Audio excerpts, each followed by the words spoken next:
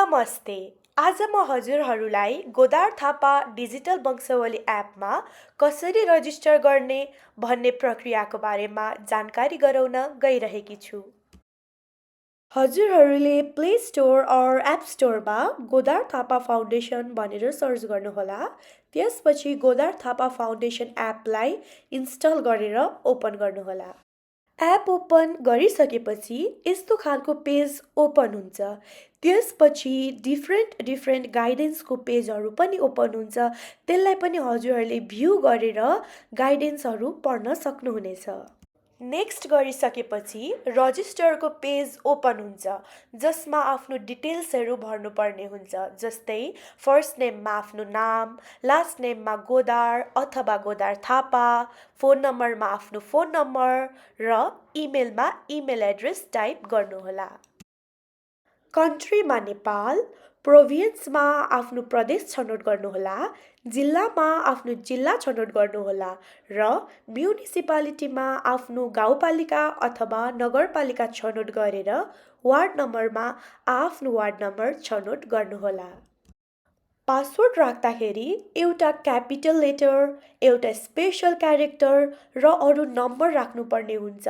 New पासवर्डमा जे राखेको confirm पासवर्डमा पनि त्यही पासवर्ड कन्फर्म गरेर रजिस्टरमा क्लिक गर्नुपर्ने हुन्छ। त्यसपछि ओटिपी भेरिफिकेसनको पेज ओपन हुन्छ। हजुरहरूको मोबाइलको मेसेज बक्समा ओटिपी आएको हुन्छ।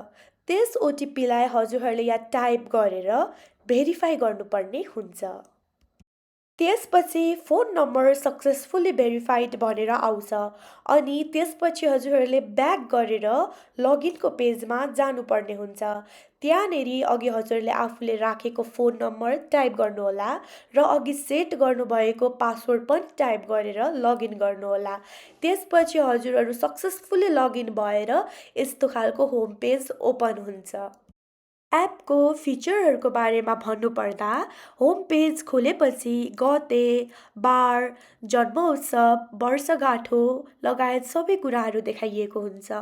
संस्थालाई योगदान गर्नुहोस्, स्कुल घर, वंशावली प्रायोजक, पारिवारिक फोटो लगायत सबै आइकनहरू त्यहाँ देखाइएको छ। सूचनामा गएर सूचना पढ्न सक्नुहुनेछ, कार्यक्रम, क्युआर स्क्यानर र वंशावलीमा आफ्नो वंशवृक्ष भर्न सक्नुहुनेछ। अरू फिचरहरूको बारेमा भन्नुपर्दा प्रोफाइल, हाम्रो बारेमा, कार्य समिति, सदस्यता प्रकार, सेटिङहरूदेखि लगायत अरू अप्सन्सहरू पनि त्यहाँ देखाइएको छ। प्रतिक्रिया अप्सनमा गएर त्यहाँ हजुरहरूले आफ्नो डिटेल भरेर प्रतिक्रिया पनि दिन सक्नुहुनेछ। स्क्रोल गर्दै जाँदाखेरि अरू अप्सन्सहरू पनि छ। यो थियो गोदार थापा डिजिटल वंशावली एपमा कसरी रजिस्टर गर्ने भन्ने प्रक्रियाको बारेमा।